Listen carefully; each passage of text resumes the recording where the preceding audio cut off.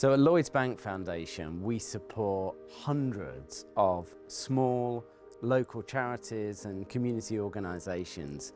And what I've seen visiting those charities around the country is the absolute critical role they play in prevention, health prevention, but also improved health outcomes as well. And that's because they manage to reach into communities and people with really diverse backgrounds in a way that builds incredibly strong relationships. And what that does is, that means that they are able to connect with people in often ways that large organisations and health systems can't always do in a really effective way. So there are tens of thousands of charities and community organisations across the country playing a vital role in terms of prevention, and that's why they need to be invested in.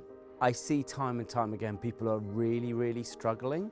If you like, the watering hole has got smaller because there's less giving, there's challenges around commissioning at times as well.